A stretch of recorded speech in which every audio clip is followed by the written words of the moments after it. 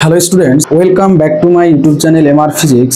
MR physics চ্যানেলে তোমাদের প্রত্যেককে ওয়েলকাম। প্রিয় ছাত্রছাত্রীরা, আমি তোমাদের সামনে আজকে নিয়ে চলে এসেছি একটি গুরুত্বপূর্ণ ক্লাস। যেই ক্লাসে কোয়ান্টাম তত্ত্বের সম্পর্কে আমরা আলোচনা করব, অর্থাৎ যে কোয়ান্টাম মেকানিক্স তার ফার্স্ট লেকচার বা পার্ট 1-এ আমরা তার ইন্ট্রোডাকশন ক্লাস আপলোড করেছি এবং সেটা আমরা ক্লাস করেছি অলরেডি। আজকে আমাদের পার্ট 2 ক্লাস অর্থাৎ সেকেন্ড ক্লাস। সেই সেকেন্ড ক্লাসে যে বিস্তারিত আলোচনা হবে সেটা ফটো ইলেকট্রিক ইফেক্ট বা আলোকতড়িৎ ক্রিয়া নিয়ে। তাহলে আমরা আজকের ক্লাসটি করব আলোকতড়িৎ ক্রিয়াকে নিয়ে বিস্তারিত আলোচনা। তাই তোমরা অবশ্যই ভিডিওটিকে স্কিপ না করে সম্পূর্ণ ভিডিওটি দেখবে এবং ভিডিওটি দেখার পর যদি তোমাদের ভালো লেগে থাকে তাহলে অবশ্যই তোমরা তোমাদের বন্ধু বান্ধবদের মধ্যে ভিডিওটিকে শেয়ার করে পাশে থাকবে। চলো শুরু করা যাক কোয়ান্টাম মেকানিক্সের যে ফটো ইলেকট্রিক ইফেক্ট বা আলোকতড়িৎ ক্রিয়ার যে ঘটনা বা বিষয়বস্তুগুলোকে নিয়ে। তো দেখো, আমরা হেডিং করেছি যে ফটো ইলেকট্রিক ইফেক্ট বা আলোকতড়িৎ ক্রিয়া বলতে কি বোঝায় সাধারণত।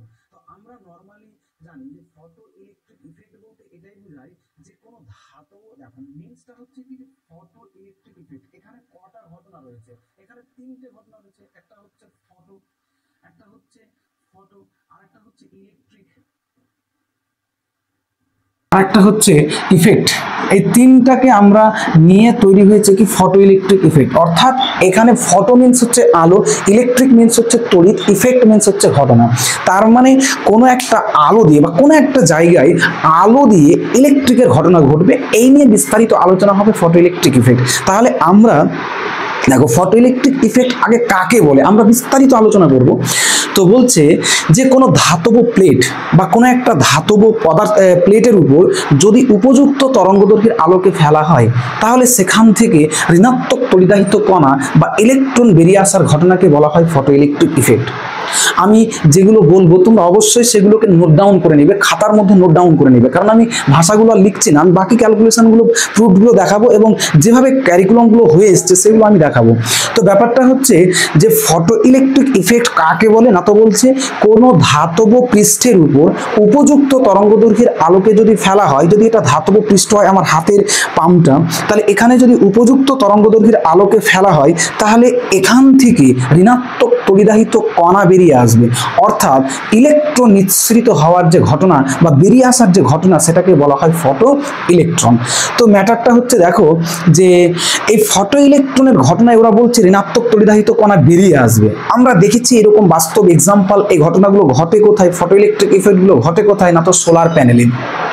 আমরা রাস্তার পাশে যে লাইট পোস্টগুলো দেওয়া থাকে, সোলার লাইট পোস্টগুলো, সেখানে কি হয় উপরে একটা ধাতব প্লেট থাকে, সেখানে কি হয় একটা আলোকরশ্মি এসে পড়ে ওর উপরে, যেমন আলোকরশ্মি এসে পড়বে সেখান থেকে ঋণাত্মক তড়িদাহিত কণাগুলো বেরিয়ে আসবে। অর্থাৎ ঋণাত্মক তড়িদাহিত কণা যখন বেরিয়ে আসে এই ঘটনাটা হচ্ছে ফটো ইলেকট্রিক ইফেক্ট। এবং এই ঋণাত্মক তড়িদাহিত কণা বা ইলেকট্রন যে বেরিয়ে আসলো, এই বেরিয়ে এসে একটা স্রোত তৈরি করবে। কারণ আমরা জানি ইলেকট্রন যেদিকে যায় তার উল্টো দিকে কারেন্ট তৈরি হয়, তার উল্টো দিকে কি তৈরি হবে? কারেন্ট তৈরি হবে, অর্থাৎ সেখানে একটা প্রবাহের তৈরি হয়। এর ফলে লাইট পোস্টগুলো কিন্তু সন্ধ্যাবেলায় আমাদের আলো দেয়। তো দেখো এই ঘটনাগুলো আমাদের কি করে ঘটছে না, তো এই ব্যাপার নিয়ে বিস্তারিত আলোচনা যে হয়েছিল সেটা হচ্ছে কি প্রায় 1887 সাল। দেখো ফটো ইলেকট্রিক ইফেক্ট অর্থাৎ ওরা যে বলছে যে ধাতব পৃষ্ঠের উপর উপযুক্ত তরঙ্গদৈর্ঘ্যের আলোকে যখনই ফেলা হলো তখনই যে ঋণাত্মক তড়িদাহিত কণা বেরিয়ে আসলো, এই বেরিয়ে আসার যে ঘটনা সেটা হচ্ছে ফটো ইলেকট্রিক ইফেক্ট। এটাকে সর্বপ্রথম লক্ষ্য করেছিল কি 1887 খ্রিস্টাব্দে একজন বৈজ্ঞানিক, তার নাম হচ্ছে হার্জ। কি নাম? Hertz, TZ. তো বলছে 1887 খ্রিস্টাব্দে বিজ্ঞানী হার্জ তিনি সর্বপ্রথম লক্ষ্য করলেন যে একটা ফটো ক্যাথোড নিলেন। তিনি ওই যে ধাতব প্লেট, যে প্লেটটা তার নাম নিল কি, সেটা নিয়েছিল কি না, তো বলছে একটা ফটো ক্যাথোড। এরকম একটা ফটো ক্যাথোড নিল। কোথায় নিল না, তো নিয়েছিল একটা বলছে বায়ুশূন্য তড়িৎমোক্ষম নল। তড়িৎমোক্ষম নল মানে সেখানে তড়িতের ক্রিয়াগুলো যেন ঘটতে পারে, এরকম একটা নল নিল যেটা বায়ুশূন্য, তার ভিতরে বায়ু থাকবে না। ধরে নাও যে এরকম একটা বায়ুশূন্য নল নিল, ফটো ক্যাথোড। এটা হচ্ছে ফটো ক্যাথোড। ফটো ক্যাথোড, এই ফটো ক্যাথোডটা নিয়েছে। এই ফটো ক্যাথোডে এটাকে কোথায় নেওয়া হয়েছে? একটা বায়ুশূন্য নলে নেওয়া হয়েছে। এবার কি করলো, এর উপরে একটা জানালা দিয়ে, এই সাইডে একটা আমরা জানালা রাখলাম, এই জানালা দিয়ে বলছে এক বর্ণী অতিবেগুনি রশ্মিকে ফেলা হলো। আলট্রাভায়োলেট রেজকে কিন্তু এই জানালা দিয়ে কিন্তু এই ফটো ক্যাথোডের উপর কিন্তু ফেলা হলো। তিনি লক্ষ্য করছেন যখনই এই ফটো ক্যাথোডের উপর অতিবেগুনি রশ্মি বা আলট্রাভায়োলেট রেজ যখনই পড়ছে এই ফটো ক্যাথোডের উপর, তখন সেখানে বলছে প্রচুর পরিমাণে স্ফুলিঙ্গ তৈরি হচ্ছে তার কোনো একটা অঞ্চলে। যখন এই বায়ুশূন্য যে তড়িৎবক্ষর নলে যে ফটো ক্যাথোডটা নেওয়া হয়েছে তার উপর যখন একটা জানালা দিয়ে বা একটা কোয়ার্জ নির্মিত যে জানালা, এই জানালা দিয়ে যখন এই আলট্রাভায়োলেট রেজ বা ইউভি রশ্মিকে যখন ফেলা হচ্ছে, যখনই এখানে এসে পড়লো, এই পড়ার পর ঘটনাটা ঘটছে কি না, তো বলছে ওখান থেকে দেখতে পাচ্ছে যে প্রচুর পরিমাণে যে অঞ্চলগুলোতে আলো পড়েছিল সেই অঞ্চলে প্রচুর পরিমাণে স্পার্ক তৈরি হচ্ছে বা স্ফুলিঙ্গ তৈরি হচ্ছে। কি তৈরি হচ্ছে? স্পার্ক তৈরি হচ্ছে। এই যে প্রচুর পরিমাণে স্পার্ক তৈরি হচ্ছে, অর্থাৎ ওই যে ফটো ক্যাথোড বা ওই যে প্লেট তার উপরে কিন্তু স্ফুলিঙ্গ তৈরি হচ্ছে, প্রচুর পরিমাণে স্ফুলিঙ্গ তৈরি হচ্ছে। তখন বিজ্ঞানী হার্জ তিনি নিজেকে অনুমান করলেন যে কোনো একটা জায়গাতে যদি প্রচুর পরিমাণ স্ফুলিঙ্গ তৈরি হয়, তাহলে এই স্ফুলিঙ্গ তৈরি হওয়ার জন্য দায়ী হচ্ছে তড়িদাহিত কণা। তার মানে নিশ্চয় যখনই এই ফটো ক্যাথোডে যখনই আলট্রাভায়োলেট রেজটাকে যখন ফেলা হচ্ছে ফটো ক্যাথোডের উপরে, যখনই ফেলা হচ্ছে তখন বলছে ফটো ক্যাথোডের কিছু একটা অঞ্চল জুড়ে প্রচুর পরিমাণে স্ফুলিঙ্গ তৈরি হচ্ছে। এই প্রচুর পরিমাণে স্ফুলিঙ্গ তৈরি হওয়ার জন্য দায়ী কে? তো আমরা জানি যদি কোনো জায়গাতে প্রচুর পরিমাণে স্ফুলিঙ্গ তৈরি হয় ইলেকট্রিকের দরুন বা আলোর দরুন, তার মানে নিশ্চয়ই সেখানে তড়িদাহিত কণা, প্রচুর পরিমাণে তড়িদাহিত কণার উপস্থিতি হয়েছে। এটা কিন্তু লক্ষ্য করতে পারলেন বিজ্ঞানী হার্জ। কত সালে লক্ষ্য করলেন? 1887 সালে। আমি এটা কি ব্যাখ্যা করছি, যে ফটো ইলেকট্রিক ইফেক্টের যে ঘটনা সেটাকে আমি ব্যাখ্যা করছি। তো আমরা দেখলাম হার্জ লক্ষ্য করলেন যে প্রচুর পরিমাণে স্ফুলিঙ্গ তৈরি হচ্ছে এবং এর জন্য দায়ী কাকে বলল? এর জন্য দায়ী সেটা হচ্ছে তড়িদাহিত কণা বা প্রচুর পরিমাণে তড়িদাহিত কণা কিন্তু তৈরি হয়েছে। আমরা জানি যে যখন আমাদের থার্ড টার্মে যে একটা চ্যাপ্টার ছিল, সেই চ্যাপ্টারটা হচ্ছে স্থির তড়িতের প্রাথমিক ঘটনাবলী। যখন আমরা দেখেছিলাম দুটি বস্তুকে ঘর্ষণের ফলে বস্তু দুটি তড়িদাহিত হয় এবং বস্তু দুটিতে তখনই আগুনের সঞ্চার হয় বা স্ফুলিঙ্গের সঞ্চার হয় যখন তড়িদাহিত কণা প্রচুর পরিমাণে তৈরি হয়। এছাড়া আমরা দেখেছিলাম যে চিরুনি দিয়ে যখন সিটি করি তখন আমরা শীতকালে দেখেছি যে চুলের গোড়া থেকে একটা পটপট কটপট করে শব্দ আসে। কেন আসে? কারণ চিরুনি এবং চুলের মধ্যে যে অসম সংঘর্ষের ফলে সেখানে প্রচুর পরিমাণে তড়িদাহিত কণার তৈরি হয় এবং তড়িদাহিত কণা যখন ম্যাক্সিমাম পর্যায়ে তৈরি হয়ে যাবে তখনই সেখান থেকে একটা স্ফুলিঙ্গের সৃষ্টি হবে এবং সেই স্ফুলিঙ্গের জন্য আমরা শব্দটা শুনতে পাই পটপট পটপট করে। কারণ একটা পরিবাহীতে ধরো নর্মালি কারেন্ট যাচ্ছে, তার মানে কি বোঝায়? সেখানে আধানের চলাচল হচ্ছে, আধানগুলো যে এক জায়গা থেকে অন্য একটা জায়গায় যাচ্ছে, কিন্তু বাইরে থেকে বাহ্যিকভাবে কেউ কি বুঝতে পারে যে আধান যাচ্ছে? বা বাহ্যিকভাবে কেউ গেস করতে পারে যে ওখানে আধানের শব্দ হচ্ছে? একটা পরিবাহী বা একটা ওয়্যার দিয়ে যখন কারেন্ট যায়, এই যে একটা পরিবাহী বা ওয়্যার দিয়ে যখন কারেন্ট যায় তখন কেউ শব্দ শুনতে পায় যে কারেন্ট যাচ্ছে? জীবনেও পায় না। কিন্তু যখন ওখানে আধানের পরিমাণ প্রচুর পরিমাণে হয়ে যাবে, যখন আধান প্রচুর পরিমাণে তড়িদাহিত হয়ে যাবে, যখন তাদের অসম সংঘর্ষ হবে, যখন আগুন ধরে যাবে, তখন পরিবাহীতে একটা শব্দ পাওয়া যায়, শো শো করে একটা শব্দ হবে বা পরিবাহীটা পুড়ে যাবে। তার মানে হচ্ছে যখনই স্ফুলিঙ্গ তৈরি হলো তখনই একটা কিন্তু শব্দ পাওয়া যাবে। ম্যাটারটা বুঝতে পারছো? তার জন্য আমরা স্মৃতিতে বলেছিলাম যে পটপট পটপট করে একটা শব্দ হচ্ছে চুল এবং চিরুনির মধ্যে। তার মানে সেখানে নিশ্চয় কি হয়েছে? প্রচুর পরিমাণে তড়িদাহিত কণা হয়েছে এবং যখনই প্রচুর পরিমাণ তড়িদাহিত কণা তৈরি হবে তখনই স্ফুলিঙ্গের তৈরি হবে বা আগুনের মতো একটা লেলিহান শিখার তৈরি হবে। মানে অ্যাকচুয়ালি তো আগুন নয়, মানে স্ফুলিঙ্গের ওখানে আগুন ধরে যাবে না, কিন্তু স্ফুলিঙ্গের তৈরি হবে। তো ম্যাটারটা এখানে সেটাই করলো যে যখনই আলট্রাভায়োলেট রেজ ফটো ক্যাথোডে পড়ছে, এটা কে লক্ষ্য করছে? বিজ্ঞানী হার্জ। কত সালে? 1887 সালে। তো দেখছে যে ওখানে এক প্রকার বলছে স্ফুলিঙ্গ তৈরি হচ্ছে বা স্পার্কের তৈরি হচ্ছে। তার মানে এইটুকু তিনি নিশ্চিত হলেন যে এই স্ফুলিঙ্গ তৈরি করতে পারে একমাত্র তড়িদাহিত কণা। তার মানে সেখানে প্রচুর পরিমাণে তড়িদাহিত কণার তৈরি হয়েছে। এতটুকু পর্যন্ত তিনি লক্ষ্য করলেন। তারপরে চলে আসছে ওই হার্জের যে সমসাময়িক যে সায়েন্টিস্ট বা কন্টেম্পোরারি সায়েন্টিস্ট যেটাকে বলা হয়, কন্টেম্পোরারি সায়েন্টিস্ট। এই কন্টেম্পোরারি সায়েন্টিস্ট অর্থাৎ তার সমসাময়িক বৈজ্ঞানিকেরা আসলেন। আসার পর তিনারা লক্ষ্য করলেন যে ফটো ক্যাথোডে যখনই আলট্রাভায়োলেট রেজটা যখনই ফটো ক্যাথোডে পড়ছে, অর্থাৎ সেখানে পড়ার পর এই ফটো ক্যাথোড, আচ্ছা বলো তো ক্যাথোড মানে কি? আমরা জানি ক্যাথোড তড়িৎদ্বার সেটাকে বলে যেই তড়িৎদ্বারের ভিতরে মাইনাস থাকে, অর্থাৎ আমরা জানি একটা ব্যাটারিতে দুটো তড়িৎদ্বার থাকে, যেই তড়িৎদ্বারের দিকে ক্যাটায়ন গুলো যাবে, মানে এটা যদি আমাদের টোটাল ব্যাটারি সিস্টেম হয়, তাহলে আমরা টোটাল ব্যাটারি সিস্টেম যদি হয়, তাহলে আমরা জানি দুটো তড়িৎদ্বার থাকে, একটা হচ্ছে ক্যাথোড আর একটা হচ্ছে অ্যানোড। তাহলে আমরা জানি এর মধ্যে কি থাকে? তড়িৎ বিশ্লেষ্য পদার্থ plus minus plus minus plus plus minus এগুলো থাকে। আমরা জানি প্লাস গুলো যেদিকে যায় সেগুলো হচ্ছে সেই তড়িৎদ্বারটাকে বলা হয় ক্যাথোড, আর মাইনাস গুলো যেদিকে যায় সেটাকে বলা হয় অ্যানোড। তাহলে দেখো তো প্লাস কোন দিকে যাবে? প্লাস যাবে মাইনাসের দিকে, তার মানে এটা হলো কি তাহলে ক্যাথোড তড়িৎদ্বার। তাহলে যেই তড়িৎদ্বারটা ক্যাথোড হবে তার ভিতরে থাকবে কে স্যার? মাইনাস আধান, এবং অ্যানায়ন গুলো যেদিকে ধাপিত হবে সেই তড়িৎদ্বারটার নাম হবে অ্যানোড। তাহলে অ্যানায়ন যদি এইদিকে যায় তাহলে নিশ্চয়ই এখানে থাকতে হবে কাকে? পজিটিভ কে। তার মানে অ্যানোড তড়িৎদ্বারে থাকবে কে তাহলে?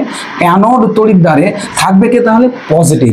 এখানে আমরা নিয়েছি কাকে? ফটো ক্যাথোডকে, বা ক্যাথোড তড়িৎদ্বার বা ক্যাথোড ধাতব প্লেটকে নিয়েছি। তাহলে ক্যাথোড ধাতব প্লেটে কোন আধান আছে? মাইনাস আধান আছে। এই বলছে তার সমসাময়িক যে বৈজ্ঞানিক বা কন্টেম্পোরারি সায়েন্টিস্ট তিনারা লক্ষ্য করলেন, যখনই ফটো ক্যাথোডের উপরে আলো পড়ছিল, পড়ার পর সেখান থেকে ওই যে ফটো ক্যাথোডে যে ঋণাত্মক আধানগুলো রয়েছে সেখান থেকে ঋণাত্মক আধানগুলো কমে যাচ্ছে। মানে ফটো ক্যাথোডে যে প্রচুর পরিমাণে তড়িদাহিত কণার তৈরি হয়েছে, বিজ্ঞানী হার্জ লক্ষ্য করেছিল, তার সমসাময়িক বৈজ্ঞানিকেরা দেখছে যে এই প্রচুর পরিমাণে তড়িদাহিত কণা যে তৈরি হয়েছিল সেই তড়িদাহিত কণাগুলোর পরিমাণ ধীরে ধীরে কমছে। তার মানে কি? যদি কোনো একটা পাত্র থেকে ধরে নাও যে আমি একটা জলের জার নিলাম বা পাত্র নিলাম, সেখানে 20 লিটার জল ছিল। যদি আমি এরকম একটা জার নিই, ধরে নাও এরকম একটা আমার কাছে জার আছে, এই জারটা যদি টোটাল 20 লিটার্সের হয়, এবং এখান থেকে দেখতে পাচ্ছি যে 20 লিটার থেকে ধীরে ধীরে 15 লিটার, ধীরে ধীরে 10 লিটার এরকম জল যদি কমতে থাকে বা জল যদি কমে যায়, তাহলে আমি কি বলতে পারি? যে নিশ্চিত বলতে পারি যে এখানে জল বেরোচ্ছে কোনো একটা জায়গা দিয়ে, মানে এই জার থেকে জল বেরিয়ে যাচ্ছে কোনো দিকে, বা জার থেকে জল বেরিয়ে পড়ছে, নাহলে জল কমবে কেন? তো তার কন্টেম্পোরারি সায়েন্টিস্টরা লক্ষ্য করলো, যখনই ফটো ক্যাথোডে যখনই আলোকরশ্মিকে ফেলা হয়েছিল, আলট্রাভায়োলেট রেজকে যখনই আমরা ফেলেছিলাম, তখন সেখান থেকে ঋণাত্মক তড়িদাহিত যে কণাগুলো যে প্রচুর পরিমাণে তৈরি হয়েছিল সেগুলো ধীরে ধীরে কমতে শুরু করেছে। তার মানে নিশ্চয় এই ফটো ক্যাথোড থেকে ঋণাত্মক তড়িদাহিত কণাগুলো বেরিয়ে যাচ্ছে বা নিঃসৃত হচ্ছে বা ইমিশন হচ্ছে। কি হচ্ছে? ইমিশন হচ্ছে। তো এই যে ফটো ক্যাথোড থেকে যে ঋণাত্মক তড়িদাহিত কণাগুলো বেরিয়ে আসছে, এই বেরিয়ে আসার ঘটনাকে বলা হয় ফটোইলেকট্রিক ইফেক্ট। আশা করি তোমাদের ক্লিয়ার হয়েছে। তাহলে ম্যাটারটা কি দেখো, আমি একবার ক্লিয়ার করে বলে দিচ্ছি। প্রথম লক্ষ্য করেছিল যে আলট্রাভায়োলেট রেজ যখনই এই ফটো ক্যাথোডের উপরে পড়ছে, তখন এই ফটো ক্যাথোডে কি হচ্ছে? কিছু অঞ্চল জুড়ে প্রচুর স্পার্ক তৈরি হচ্ছে, যেগুলো অঞ্চলে আলো পড়ছে সেগুলোতে। তার মানে বিজ্ঞানী হার্জ দেখলেন যে এই স্পার্ক বা স্ফুলিঙ্গ তৈরি হওয়ার জন্য একমাত্র দায়ীকে, সে দায়ীটা হচ্ছে প্রচুর পরিমাণে তড়িদাহিত কণা তৈরি হয়েছে বলে, বা অ্যাকচুয়ালি তড়িদাহিত কণা তৈরি না হলে কখনো স্পার্ক তৈরি হবে না।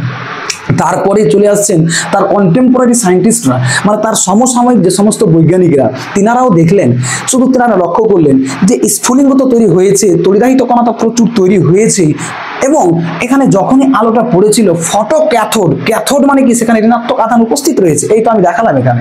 তাহলে এই যে ঋণাত্মক তড়িৎ আধানগুলো, যে প্রচুর পরিমাণে ঋণাত্মক তড়িদাহিত কণাগুলো যে ছিল, সেগুলো ধীরে ধীরে কমছে। মানে কি? যদি কোনো বালতি থেকে জল যদি কমে যায়, কোনো একটা জার থেকে যদি জল ধীরে ধীরে কমে যায়, তাহলে নিশ্চিত আমরা বলতে পারি যে সেখান থেকে জল কোনো না কোনো দিক দিয়ে বেরোচ্ছে। তার মানে এখান থেকে ঋণাত্মক তড়িদাহিত কণাগুলো এই প্লেট থেকে বেরিয়ে যাচ্ছে। এই যে বেরিয়ে যাওয়ার যে ঘটনা, সেটাকে বলা হয় ফটোইলেকট্রিক ইফেক্ট। তার জন্য আমরা সংজ্ঞায় প্রথমে বলেছি, এবং তোমরা এই কথাগুলো আমি যেগুলো বলবো সেগুলো তোমরা নোট ডাউন করে নেবে। না তো কি?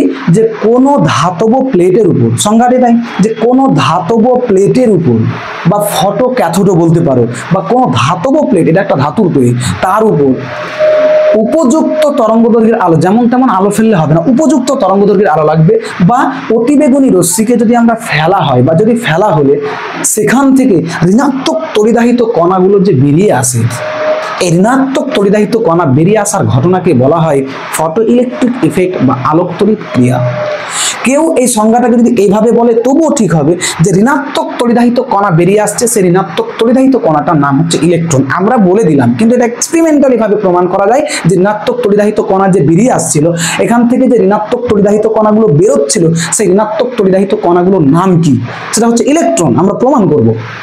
তো কেউ যদি সংজ্ঞা এভাবে লিখে তবুও ঠিক, যে কোনো ধাতব প্লেটের উপর বা কোনো ধাতুর পৃষ্ঠের উপর উপযুক্ত তরঙ্গদৈর্ঘ্যের আলোকে যদি ফেলা হয়, উপযুক্ত তরঙ্গদৈর্ঘ্যের আলোকে যদি ফেলা হয়, তাহলে সেখান থেকে ইলেকট্রন যে বেরিয়ে আসা, এই ঘটনাটাকে বলা হয়, বা ইলেকট্রন বেরিয়ে আসে এই ঘটনাটাকে বলা হয় ফটো ইলেকট্রন বা ফটো ইলেকট্রিক নিঃসরণ। এই যে বেরোচ্ছে তার জন্য এটাকে বলা হয় কি তাহলে?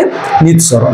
তাহলে দেখো যে ঋণাত্মক তড়িদাহিত কণা যেগুলো বেরিয়ে যাচ্ছে এখান থেকে, তার নাম আমি কি বললাম? যে ইলেকট্রন। প্রশ্ন হচ্ছে এর নাম ইলেকট্রন কি করে হলো, কি করে জানলে? এমনি তো বলা যাবে না। না তো বলছে সেই সময় প্রায় 1900 সাল এর পরবর্তী বা সেই সময়ের দিকে একজন বিজ্ঞানী আসলো, তার নাম হচ্ছে কি লেনার্ডস। অর্থাৎ এখান থেকে যে ঋণাত্মক তড়িদাহিত কণাগুলো যে বেরিয়ে যাচ্ছে, এই ঋণাত্মক তড়িদাহিত কণাগুলোকে আমরা বলি ইলেকট্রন। ইলেকট্রন কেন বলবো? নিশ্চয় ইলেকট্রনের সাথে কিছু মিল রয়েছে বলে আমরা বলতে পারি, নচেত তো বলতে পারি না। তো এই ঋণাত্মক তড়িদাহিত কণাগুলোর নাম যে ইলেকট্রন, এটাকে যে প্রমাণ করেছিল, সে কে করেছিল? না তো বলছে বিজ্ঞানী লেনার্ডস। তার জন্য আমরা এরপরে হেডিং করব এক্সপেরিমেন্টাল ভেরিফিকেশন অফ লেনার্ডস বা লেনার্ডের এক্সপেরিমেন্ট। লেনার্ডের কি? এক্সপেরিমেন্ট। মানে ঋণাত্মক তড়িদাহিত কণাটার নাম যে ইলেকট্রন, সেটাকে বলেছিল বিজ্ঞানী লেনার্ডস।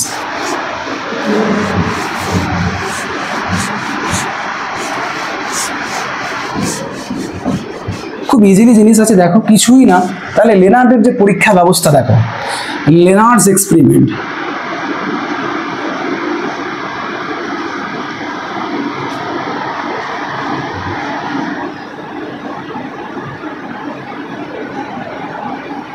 দেখো লেনার্ডস এক্সপেরিমেন্ট কি করেছিল, অর্থাৎ সে ঋণাত্মক তড়িদাহিত কণা যে বেরিয়ে আসছে তার নাম যে ইলেকট্রন হলো, কি করে করলো দেখো। লেনার্ডস কি করলো, যে একটা বায়ুশূন্য তড়িৎমক্ষণ নল নিল। ধরে নাও আমি এরকম একটা বায়ুশূন্য তড়িৎমক্ষণ নল নিয়েছি, খুব ভালো করে বুঝবে কিন্তু।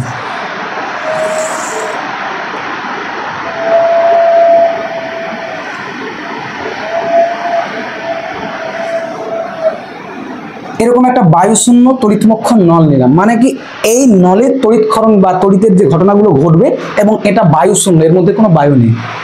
এবার আমি করলাম কি, এখানে একটা জানালা নিলাম, এখানে নেবে বা এখানে নাও, এখানে একটা জানালা নিলাম। সেই জানালাটা কিসের? না তো বলছে কোয়ার্জ নির্মিত জানালা।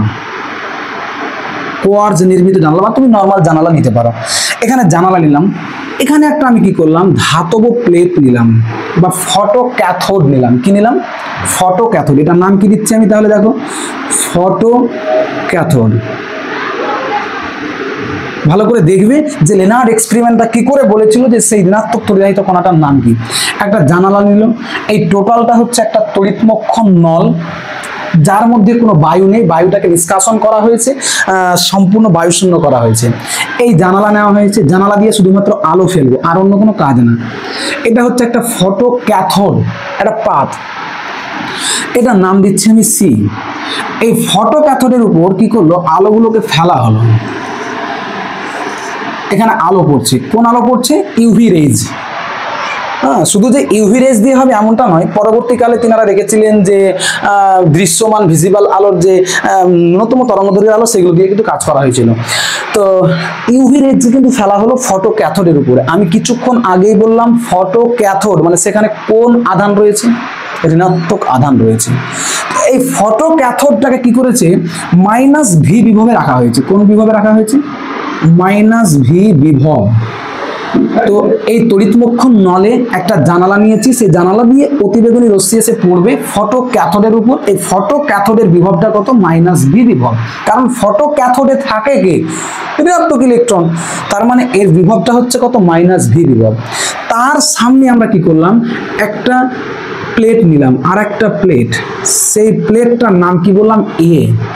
এ আর একটা প্লেট নিলাম, যার কেন্দ্রস্থলে কিন্তু ছিদ্র থাকবে, এরকম একটা ছিদ্র আছে। কেন্দ্রস্থলে ছিদ্র করলাম এবং এই প্লেটটাকে কি করলাম, ভূ সংলগ্ন করে দিলাম। এই প্লেটটা কি করলাম, ভূ সংলগ্ন বা ভূমি সংলগ্ন করলাম। আমরা জানি যে কোনো ধাতব প্লেটকে যদি ভূমি সংলগ্ন করি বা ভূ সংলগ্ন করি তাহলে তার বিভব কত হবে, 0। আমরা আগে থেকে জেনে এসেছি বা পড়েছি। তাহলে এই যে এ প্লেট তার বিভবটা কত হচ্ছে, তাহলে 0। তাহলে এই সি ধাতব প্লেট তার বিভব যদি -v বিভব হয় আর এ প্লেটের বিভব যদি 0 হয় তাহলে এই দুটো প্লেটের মধ্যে বিভব পার্থক্য কত হবে? তাহলে বিভব পার্থক্য অর্থাৎ এ ও সি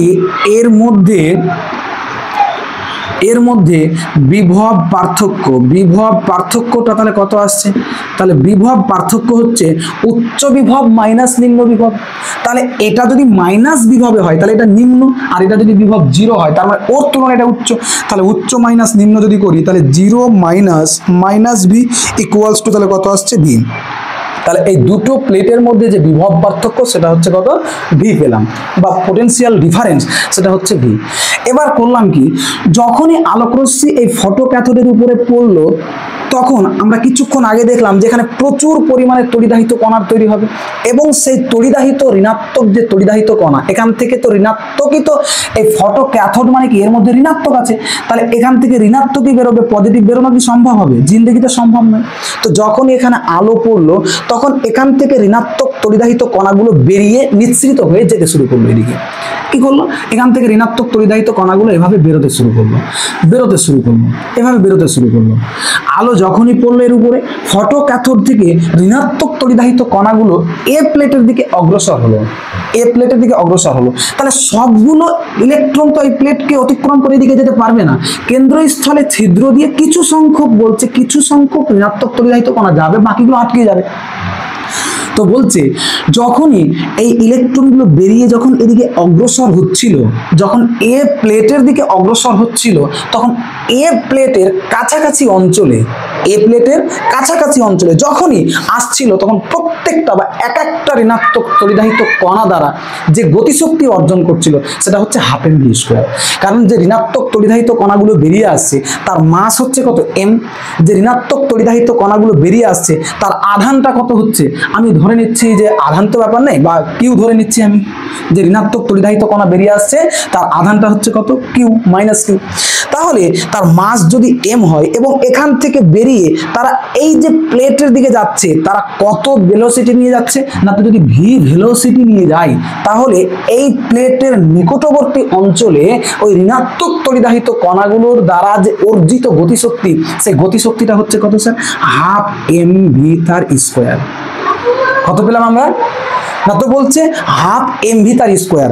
মানে যখনই আমরা কোয়ার্টজ নির্মিত জানালা দিয়ে যখনই ফটো ক্যাথোডে যখন ইউভি রশ্মি ফেলার পর সেখান থেকে ঋণাত্মক তড়িদাহিত কণাগুলো বেরিয়ে শুরু করলো, সেগুলো যখনই এ প্লেটের দিকে অগ্রসর হচ্ছে অর্থাৎ এ প্লেটের কাছাকাছি যখন খুবই নিকটবর্তী অঞ্চলে আসছে তখন ওই যে ঋণাত্মক তড়িদাহিত কণাগুলি দ্বারা অর্জিত গতিশক্তি সেটা হচ্ছে কত, ½ mv তার স্কোয়ার। এটা আমরা পেলাম। তো এখন দেখো যে এই ঋণাত্মক তড়িদাহিত কণাগুলো যে অর্জিত গতিশক্তি অর্থাৎ যে পরিমাণ গতিশক্তি অর্জন করলো সেটা হচ্ছে ½ mv²। আর ফার্স্ট লেকচার বা আমাদের যে পার্ট 1 যে ভিডিও দিয়েছিলাম সেখানে বলেছিলাম যে ঋণাত্মক তড়িদাহিত কণাগুলো ভি বিভব প্রভেদকে অতিক্রম করতে গিয়ে গতিশক্তির যে হ্রাস বা বৃদ্ধি সেটা হলো ইলেকট্রন ভোল্ট। তাহলে দেখো তো এদের দুজনের মধ্যে বিভব পার্থক্য কত বলেছি, ক্যাপিটাল ভি, মানে এত ভোল্ট। তাহলে এইটুকু বিভব পার্থক্য, এদের দুজনের মধ্যে বিভব পার্থক্য এইটুকু অঞ্চলে হচ্ছে ভি। এইটুকুকে অতিক্রম করে তো এখানে পৌঁছাতে হবে, তাহলে অতিক্রম করে পৌঁছাতে গিয়ে যে অর্জিত গতিশক্তি সেই গতিশক্তিটার নামই তো ইলেকট্রন ভোল্ট। তাহলে সেটাকে তো আমরা শর্তানুসারে লিখে দিতে পারি কত, ই ক্যাপিটাল ভি। দেখো এটা হচ্ছে ইলেকট্রন, আমরা ইলেকট্রন বললাম সেই জন্য, পরে আমরা চেঞ্জ করছি। এই ভিটা হচ্ছে কি এদের দুজনের মধ্যে বিভব পার্থক্য, অর্থাৎ এতটুকু বিভব পার্থক্যকে অতিক্রম করে এ প্লেটে পৌঁছাবে। আর এটা হচ্ছে সেই ঋণাত্মক তড়িদাহিত কণাটার অর্জিত গতিশক্তি, অর্থাৎ তাদের যে গতিশক্তির যে পরিবর্তন, এখানে যা গতিশক্তি ছিল এখানে গতিশক্তি কমবে কারণ বিভবকে অতিক্রম করতে হচ্ছে, এখানে গতিশক্তি আরো কমবে, এখানে গতিশক্তি আরো কমবে, এখানে গতিশক্তি আরো কমবে। এই যে গতিশক্তির যে পরিবর্তন সেটা হচ্ছে ইলেকট্রন ভোল্ট। তাহলে এখানে কি ঋণাত্মক তড়িদাহিত কণার নাম তো আমরা ইলেকট্রন দিচ্ছি না, প্রমাণ করব ইলেকট্রন, তাহলে ঋণাত্মক তড়িদাহিত কণাটার কি না, তো আধানের মান হচ্ছে মাইনাস কিউ। তার জন্য এখানে আমরা লিখে দিব কি, মাইনাস আর লিখবো না, শুধু কিউ লিখবো। তাহলে কিউভি, তাহলে half M V square equals to Q V. তাহলে এখান থেকে দেখো তো এম বাই কিউ সমান কত স্যার, এম বাই কিউ সমান তাহলে কত হবে তুমি দেখো তো এখান থেকে, তাহলে এম বাই কিউ সমান তাহলে কত হবে, 2 ক্যাপিটাল ভি বাই হচ্ছে তাহলে কত হচ্ছে স্মল ভি স্কোয়ার। এটা একটা আমরা মান পেলাম, এটা আমরা কি পেলাম, মান পেলাম।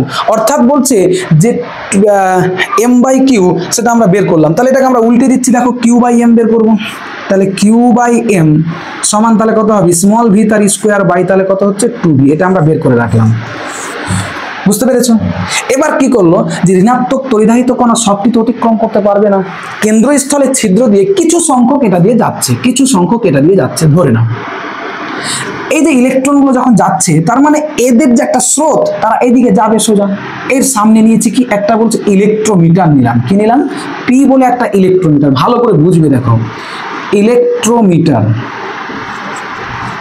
পি একটা ইলেকট্রোমিটার। তার কাজ কি, তার কাজ কিচ্ছু না, তার কাজ হচ্ছে একটাই, যে ঋণাত্মক তড়িদাহিত কণাগুলো বেরিয়ে আসছে তাদের প্রবাহকে নির্দেশ করবে যে কোন দিকে আসছে। এ দেখলো যে ঋণাত্মক তড়িদাহিত কণাগুলো বেরিয়ে এদিকে চলে আসছে, স্ট্রেটলি ভাবে ধরে নাও চলে আসছে, এইভাবে যাচ্ছে, ঋণাত্মক তড়িদাহিত কণাগুলো এই পথে যাচ্ছে। এবার কি করছে, এই যে টোটাল যে একটা বায়ুশূন্য নল, এখানে একটা ম্যাগনেটিক ফিল্ড বা বি কাজ করছে। কি কাজ করছে, ম্যাগনেটিক ফিল্ড বি কাজ করছে। বিটা কোন দিকে কাজ করছে না, তো বলছে কাগজের যে বইয়ের যে পাতা, বা এটা তো আমরা একটা পাতার উপরে করি, বইয়ের পাতার সাথে লম্বভাবে উপরের দিকে, মানে ধরে নাও এটা হচ্ছে একটা বইয়ের পাতা, আমার হাতের পানটাকে মনে করো যেটা বইয়ের পাতা, তাহলে এর সাথে 90 ডিগ্রি অ্যাঙ্গেলে, মানে এরকম 90 ডিগ্রি অ্যাঙ্গেল, এটা হচ্ছে টোটালটা পাতা, তাহলে এর উপর এভাবে 90 ডিগ্রি অ্যাঙ্গেলে ঊর্ধ্বমুখী বি কাজ করছে।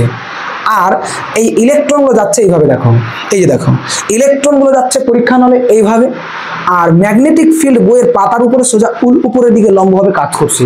তাহলে দেখো যে এই ঋণাত্মক তড়িদাহিত কণা যেটা কিউটা যাচ্ছিল, সেই কিউ যে ভি ভেলোসিটি নিয়ে যাচ্ছিল, আর ম্যাগনেটিক ফিল্ড বইয়ের পাতার সাথে উপরে মানে এই যে বইয়ের যে পাতা এর সাথে লম্বভাবে উপর দিয়ে কাজ করছে, তাহলে কত ডিগ্রি অ্যাঙ্গেলে কাজ করছে, 90 ডিগ্রি অ্যাঙ্গেলে কাজ করছে। তাহলে আধানের ভেলোসিটির সাথে 90 ডিগ্রি অ্যাঙ্গেলে কাজ করছে। যখনই যাচ্ছিল সোজা, ভালো করে দেখো, যাচ্ছিল কোথায়, সোজা যাচ্ছিল, আর বি বইয়ের পাতার সাথে লম্বভাবে উপরের দিকে কাজ করছিল ম্যাগনেটিক ফিল্ড। তাহলে কি এই ইলেকট্রন বা ঋণাত্মক তড়িদাহিত কণাটা কি আর সোজা যেতে পারবে? সেটা তো একটা বেঁকে যাবে। যদি আমি দেখা গেল এই যদি এইভাবে সোজা যায়, আর এখানে যে আমি বল প্রয়োগ করি, তাহলে সোজা যাবে না, এভাবে বেঁকে যাবে। এটা ধরো সোজা যাচ্ছিল, আর আমি এই জায়গায় একটা লম্বভাবে বল প্রয়োগ করছি, তাহলে সোজা যাবে না, এইভাবে মাখতে তখন সোজা না গিয়ে এরকম করে ভাগবে, এটা তো স্বাভাবিক। তো বলছে এখানে আমি বি এর মানটাকে ইচ্ছাকৃতভাবে বাড়াচ্ছি, মানে নিয়ন্ত্রণ করছি, যাতে করে এই ঋণাত্মক যে তড়িদাহিত কণাটা বেরিয়ে যাচ্ছে সেটা যেন সোজা না গিয়ে এখান থেকে গিয়ে একটা নির্দিষ্ট ব্যাসার্ধ নিয়ে বেঁকে যায়, যেন একটা নির্দিষ্ট ব্যাসার্ধ নিয়ে যেন বেঁকে যায়, মানে যাচ্ছিল সোজা কিন্তু যেন সে একটা নির্দিষ্ট ব্যাসার্ধ নিয়ে বেঁকে যায়। এখানে আবার রেখেছি কি একটা ইলেকট্রোমিটার যন্ত্র, একটু ছবিটা আমার একটু নর্মালি হচ্ছে, মানে একটু বাঁকা হচ্ছে, তোমরা এটা মাইন্ড করবে না। এটা হচ্ছে একটা ইলেকট্রোমিটার। দেখো এই ইলেকট্রোমিটারদের কাজ হচ্ছে, এটাকে ডি নাম দিলাম, এদের কাজ হচ্ছে শুধু প্রবাহটাকে নির্দেশ করা। এ প্রথমে দেখছিল যখনই ঋণাত্মক তড়িদাহিত কণাটা এখান থেকে বেরোলো, সে স্ট্রেটলি সোজা যাচ্ছিল, দেখছে যে একটা বি যখন চুম্বক ক্ষেত্র কাজ করছে বইয়ের পাতার সাথে লম্বভাবে উপরের দিকে, তখন আর সে আধানগুলো কি করলো, সোজা যেতে পারলো না, তার একটা নির্দিষ্ট বাঁক নিয়ে নিল, সোজা যাবে না, বাঁক নিবে। তো কেমন বাঁকালো, তখন সেটা আমরা নিয়ন্ত্রণ করলাম ল্যাবরেটরি বা এক্সপেরিমেন্টালি ভাবে, সেটাকে বাড়িয়ে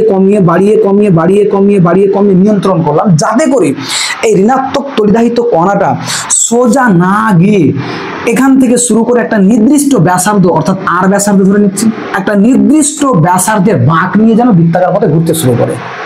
মানে এই ঋণাত্মক তড়িদাহিত কণা যাচ্ছিল, আমি নিচ থেকে চুম্বক ক্ষেত্রের মানকে এইভাবে পরিবর্তন করছি, পরিবর্তন করতে আমি এমন সিস্টেমে আনার চেষ্টা করলাম যাতে ঋণাত্মক তড়িদাহিত কণাটা একটা নির্দিষ্ট ব্যাসার্ধ নিয়ে যেন এইভাবে বৃত্তাকার পথে মুভ করতে থাকে।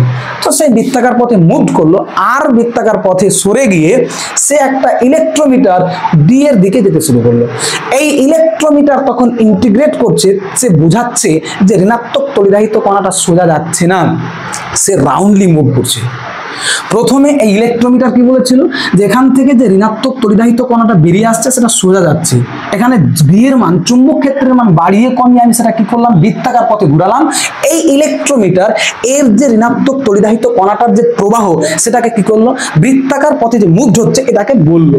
এদের কাজ হচ্ছে বলা, এদের কাজ হচ্ছে কি বলা যে কোন পথে ঘুরছে কেমন ভাবে ঘুরছে সেটা বলাটাই হচ্ছে এদের একমাত্র কাজ, আর অন্য কোনো কাজ নয়। তাহলে দেখো এবার আমরা দেখলাম কি যখনই এই ঋণাত্মক তড়িদাহিত কণাটা বিমানের চৌম্বক ক্ষেত্র দিয়ে অতিক্রম করছিল তখন সে এক প্রকার বল অনুভব করবে, সেটা হচ্ছে চৌম্বক বল। তার ইকুয়েশন কি আমরা জানি F ইজ ইকুয়াল টু তাহলে কত হচ্ছে Q into V cross of তাহলে বি, তাহলে আমরা লিখতে পারি যে কত Q V B sine theta, যে আদানটা যাচ্ছে থিটার মান কত ডিগ্রি এক্ষেত্রে 90 ডিগ্রি, তাহলে 90 ডিগ্রি হলে তার মান কত হবে 1, কারণ যেহেতু ভি মানে ভেলোসিটি প্রথমে সোজা যাচ্ছিল আর বি কাজ করছিল উপরে লম্বভাবে, তাহলে মধ্যবর্তী কোণ 90 ডিগ্রি, তাহলে এখানে পাচ্ছি কত কিউ ভিবি। এই বল প্রয়োগ হচ্ছিল এইটুকু পথে, তারপরে কি হলো চুম্বক ক্ষেত্র সেটাকে কি করলো বৃত্তাকার পথে মুভ করিয়ে দিল। তাহলে বৃত্তাকার পথে ঘোরানোর জন্য প্রয়োজনীয় অভিকেন্দ্র বল এফ ইজ ইকুয়াল টু আমরা কত বলতে পারি sir M V square by R, M V square by R. তাহলে এই বল অর্থাৎ যে বলটা সোজা যাচ্ছিল এবং সেই বল নিয়ে সে বৃত্তাকার পথে ঘুরলো, অর্থাৎ অভিকেন্দ্র বল আর চুম্বক বল কি হবে সর্বদা সমান হবে। তাহলে আমরা লিখতে পারি যে কিউ ভি বি সমানই তাহলে কত হচ্ছে sir M V square by R. তাহলে এখান থেকে আমরা এই মানটাকে বের করে রাখবো কিউ বাই এম এর মান। তাহলে দেখো তো এখান থেকে আমি লিখতে পারি না যে কিউ বাই একটা ভি আর একটা ভি কেটে দাও, তাহলে আমি এখান থেকে মানটা পাচ্ছি কত কিউ বি সমানই তাহলে কত হচ্ছে এম ভি ডিভাইডেড বাই তাহলে কত হচ্ছে আর, M V divided by R. তাহলে এখান থেকে দেখো তো যে কিউ বাই এম সমানই তাহলে কত হচ্ছে ভি বাই তাহলে কত হচ্ছে B into R, V into R. এবার তুমি দেখো যদি আমরা একটা কাজ করি বোথ সাইড যদি হোল স্কোয়ার করি, দেখো তো কিউ বাই এম তার হোল স্কোয়ার যদি করি তাহলে কত পাবো V square divided by B square R square, এটাকে 2 নম্বর সমীকরণ বলছি। এবার যদি 2 ভাজক 1 করি এটাকে 1 নম্বর সমীকরণ বললাম। 2 ভাজক যদি 1 করি তাহলে তুমি দেখতে পাবে এটা উপরে থাকবে এটা নিচে থাকবে, সিঙ্গেল সিঙ্গেল একটা কেটে যাবে। একবার লিখে দিচ্ছি দেখো, তাহলে 2 ভাজক 1 করে পাই, যদি আমরা করে পাই তাহলে কি পাবো তাহলে কিউ বাই এম তার whole square divided by Q by M সমানই হচ্ছে V square B square R square divided by V square divided by 2 V, এটা ভিটা হচ্ছে ভোল্ট আর এটা ভি হচ্ছে ভেলোসিটি। তাহলে একটার একটা কেটে যাবে, পড়ে থাকলো কত কিউ বাই এম সমানই তাহলে পড়ে আছে কত দেখো তো, এটাকে লেখা যায় V square by B square R square into 2 capital V by small V তার স্কোয়ার, ভি স্কোয়ার কেটে গেল, পড়ে থাকলো কত দেখো 2 capital V divided by B square R square. অর্থাৎ আমরা মানটা পেলাম কিউ বাই এম সমানই হচ্ছে তাহলে কত হচ্ছে 2 V divided by B square R square. তাহলে দেখো এই যে মানটা ডান পক্ষের যদি আমরা মানটা জানা থাকে, অর্থাৎ ভি এর মান যদি আমরা জানি, যদি আমরা বি এর মান চৌম্বক ক্ষেত্র কতটা প্রয়োগ করেছিলাম তার মান যদি জানি, কতটা বৃত্তপথের ব্যাসার্ধ নিয়ে বাঁক নিয়েছিল সেটার মান যদি আমাদের জানা থাকে, অর্থাৎ এইগুলো মান জেনে এর যে মানটা আমরা পেয়েছিলাম, অর্থাৎ এখানে যে এক্সপেরিমেন্টাল ভেরিফিকেশন যে করেছিল বিজ্ঞানী লেনার্ড সে কতটা বিভব প্রভেদে প্রয়োগ করেছিল তার মান জানা ছিল, এবং এই আর এর মান নিয়ে বি এর মান নিয়ে এর মানটা কত আসছিল না তো বলছে কিউ বাই এম এর মানটা দাঁড়িয়েছিল 1.76, 1 কত না তো এর মান যেটা দাঁড়িয়েছিল সেটা হচ্ছে 1.76 ইন্টু 10⁻11 কুলম পার কেজি, 76 ইন্টু 10⁻11 কুলম পার কত হচ্ছে কেজি, এই মানটা দাঁড়িয়েছিল। অর্থাৎ লেনার্ড যে এক্সপেরিমেন্ট করেছিল এই এক্সপেরিমেন্টের ডান পক্ষের এই মানটি বসিয়ে কিউ বাই এম এর মান পেয়েছিল কত 1.76 ইন্টু 10⁻11 কুলম পার কেজি। অর্থাৎ এই মানটা কার সাথে সমান না তো আমরা জানি এই মানটা হচ্ছে ইলেকট্রনের আধানের যে আপেক্ষিক মান, অর্থাৎ ই বাই এম, কার ই বাই এম। তাহলে ই বাই এম এর মান হচ্ছে কত 1.76 ইন্টু 10⁻11 কুলম পার কেজি এর মান।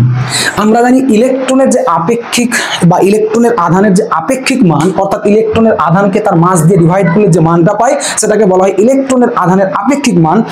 তার মানের সাথে এটা কি হয়েছে সমান। তাহলে শর্তানুসারে আমরা বলতে পারি Q/n সমান যদি 1.76 × 10⁻11 কুলম্ব পার কেজি হয় আর E/m সমান যদি এত হয়, তাহলে এ পাশ আর এ পাশ যদি সমান হয়, তাহলে আমরা বলতেই পারি Q/m সমান E/m।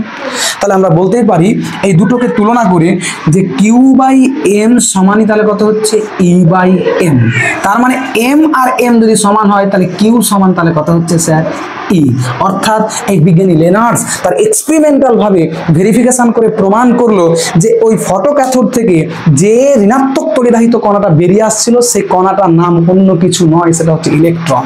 তার জন্যে কেউ যদি বলে যে কোনো ধাতব পৃষ্ঠ বা ধাতু পৃষ্ঠের উপর আলো ফেলা হলে বা উপযুক্ত তরঙ্গদৈর্ঘ্যের আলো বা আলট্রাভায়োলেট রে যদি ফেলা হয়, তাহলে সেখান থেকে যে ঋণাত্মক তড়িদাহিত কণা বেরিয়ে আসে, এই বেরিয়ে আসার ঘটনাকে বলা হয় ফটো ইলেকট্রিক ইফেক্ট বা ফটো ইলেকট্রিক এমিশন বা আলোক তড়িৎ নিঃসরণ বলা হয়। ওই জায়গায় যদি কেউ বলে ঋণাত্মক তড়িদাহিত কণা না বলে যদি বলে ইলেকট্রন বেরিয়ে আসে, তাহলে সেটাও সত্য হবে, কোনো অসুবিধা নেই। কারণ বিজ্ঞানী লেনার্স পরীক্ষা করে দেখিয়ে দিয়েছে যে ঋণাত্মক তড়িদাহিত কণা বেরিয়ে আসে, সেটার নাম ইলেকট্রন, অন্য কিছু নয়। তাহলে তোমরা ক্লিয়ারলি ভাবে বুঝতে পারলে এবং পরিষ্কারভাবে বুঝে গেলে যে আমরা দেখলাম যে অ্যাকচুয়ালি সেটার নাম হচ্ছে ইলেকট্রন। তাহলে তোমরা অবশ্যই সেটাকে স্ক্রিনশট করে নাও এবং তোমরা খাতায় সেগুলোকে নোট ডাউন করবে। তারপরে দেখো যে তাহলে আমরা এখানে শিখে গেলাম যে ফটো ইলেকট্রিক ইফেক্ট কি জিনিস বা ফটো ইলেকট্রিক ইমিশন কি জিনিস। তারপর এখানে দেখো কিছু কিছু কোশ্চেন আছে এখানে যে ফটো ইলেকট্রন জিনিসটা কি। না তো বলছে যখনই আমরা এই ধাতব পৃষ্ঠের উপর বা ফটো ক্যাথোডের উপর যখন আমরা একটা নির্দিষ্ট রেঞ্জের বা একটা ইউভি রেঞ্জে যখন আলোকে ফেলা হলো, তখন এখান থেকে কে বেরোলো বলতো?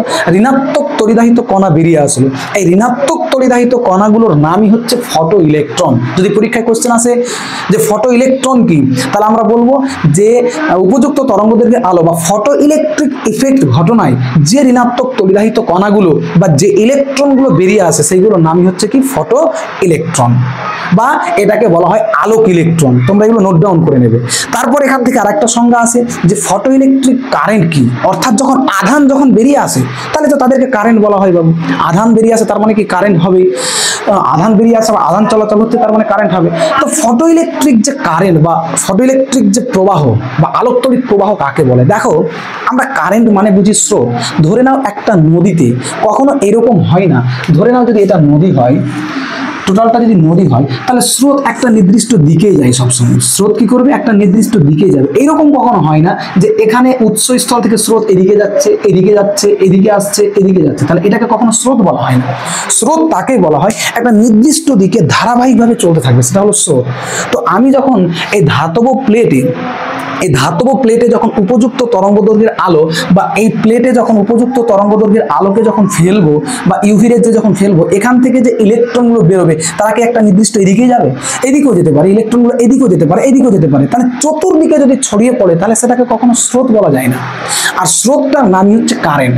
তার মানে কি এই প্রত্যেক দিকে বেরিয়ে যাচ্ছে ইলেকট্রনগুলো, ওইদিকে বেরোচ্ছে, ওইদিকে বেরোচ্ছে, এইদিকে বেরোচ্ছে, এইদিকে বেরোচ্ছে, সব দিকে চতুর্দিকে ছড়িয়ে ছিটিয়ে যাচ্ছে। তার এইগুলোকে যদি একটা বাহ্যিক প্রসেস অবলম্বন করে একটা নির্দিষ্ট দিকে যদি নিয়ে আসতে পারি, অর্থাৎ সবগুলো ইলেকট্রনকে আমি একটা বাহ্যিক প্রসেস করে কি করব? এই দিকে নিঃসৃত করাবো। তাহলে একটা নির্দিষ্ট দিকে যাওয়াটাকে বলা হয় স্রোত। তার জন্য বলছে যে ফটো ক্যাথোড থেকে নিঃসৃত ইলেকট্রনগুলোকে একমুখীকরণ করে যে স্রোত তৈরি করা হয় বা একটা নির্দিষ্ট দিকে পাঠিয়ে যে স্রোত তৈরি করা হয়, সেটাকে বলা হয় photo electric current.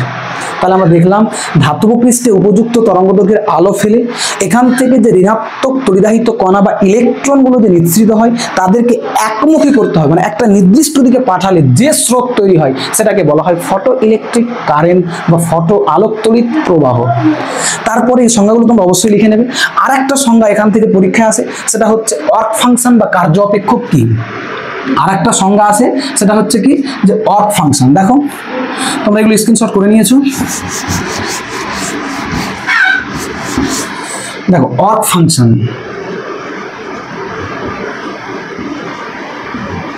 Work function বা কার্য অপেক্ষক কি। না তো বলছে যে আলোটা এসে ফটো ক্যাথোড বা ধাতব পৃষ্ঠে এসে পড়বে, সে ন্যূনতম বা এখান থেকে সোজা কথায় এখান থেকে যে ফটো ক্যাথোড থেকে যে ইলেকট্রনগুলোকে বের করবে, বের করার জন্য যে ন্যূনতম তরঙ্গদৈর্ঘ্যের আলোর প্রয়োজন হয় বা যে ন্যূনতম তরঙ্গদৈর্ঘ্যের আলোর প্রয়োজন হয় সেটাকে বলা হয় অর্ক ফাংশন। সেটাকে বলা হয় কি?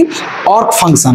তাহলে অর্থাৎ বলছে কি যে মানে এখানে আমরা এটাও বলতে পারি দেখা গেল যে এখান থেকে যে ঋণাত্মক তড়িদাহিত কণাগুলো বেরিয়ে আসবে, একটা ধাতব প্লেট, যে কোনো একটা ধাতু ধরুন সোডিয়ামের মধ্যে যে ইলেকট্রনগুলো থাকে তারা তো নিউক্লিয়াসের সাথে একটা অ্যাট্রাকটিভ ভাবে বন্ধনে আবদ্ধ থাকে বাবু। যে কোনো ধাতু সে একটা নির্দিষ্ট গঠন পেয়েছে, তার মানে কি তাদের যে ইলেকট্রন এবং নিউক্লিয়াসের মধ্যে তাদের একটা সুনির্দিষ্ট বন্ড তৈরি হয়েছে। তাহলে এই বন্ডকে ভেঙে তুমি ঋণাত্মক তড়িদাহিত কণাকে তোমাকে বার করে নিয়ে আসতে হবে। আলো ফেলছো, আলো যখন এর উপরে ফেলা হলো তখন এই ঋণাত্মক তড়িদাহিত কণাগুলো তাদের একটা সুনির্দিষ্ট বন্ডকে ভেঙে বাইরে বেরিয়ে আসছে। তাহলে ওই বন্ডকে ভাঙার জন্য একটা শক্তির প্রয়োজন আছে। তো ওই বন্ডটাকে ভেঙে যখন ঋণাত্মক তড়িদাহিত কণাগুলো বেরিয়ে আসবে, এই বন্ডকে ভাঙার জন্য যতটুকু শক্তি অর্জন করবে সেই শক্তিটাকে বলা হয় অর্ক ফাংশন বা কার্য অপেক্ষক। মানে আমরা বলতে পারি যে একটা ফটোক্যাথোডের উপর বা ফটোক্যাথোডে উপস্থিত যে ঋণাত্মক তড়িদাহিত কণাগুলো ন্যূনতম যতটুকু শক্তি অর্জন করলে তারা ধাতব পৃষ্ঠ ছেড়ে বাইরে চলে আসবে, সেই ন্যূনতম শক্তিটাকে বলা হয় অর্ক ফাংশন বা কার্য অপেক্ষক। তাহলে আমরা বুঝে গেলাম কার্য অপেক্ষক কাকে বলে। তোমরা এগুলোকে অবশ্যই নোট ডাউন করবে এবং ক্লিয়ারলি ভাবে নোটস খাতা তৈরি করবে। আমি তোমাদের প্রত্যেকটা চ্যাপ্টার্সকে ধীরে ধীরে ধরে ধরে প্রত্যেকটা টপিকসকে বাদ না দিয়ে বিস্তারিতভাবে আলোচনা করব, যাতে করে তোমাদের পরীক্ষা ফাটাফাটিভাবে বেরিয়ে আসে, তোমাদের পরীক্ষায় কোনোরূপ যেন সমস্যা না হয়। তাহলে তোমাদের পরীক্ষা ভালো হবে নিশ্চিতভাবে। এবং তোমরা প্রত্যেকটা, আমি যখনই ক্লাসগুলো করাবো তখন তোমরা খাতা কলম নিয়ে অবশ্যই আমি যে কথাগুলো বলবো সেগুলো তোমরা নোট ডাউন করবে। এবং এরকম নিয়মিত ভিডিও পেতে বা এরকম নিয়মিত ক্লাস যদি তোমরা পেতে চাও তাহলে অবশ্যই তোমরা MR ফিজিক্স ক্লাসেসকে ইউটিউব, ফেসবুক, ইনস্টাগ্রামে ফলো করবে এবং সাবস্ক্রাইব করে পাশে থাকবে। Thank you, all the best.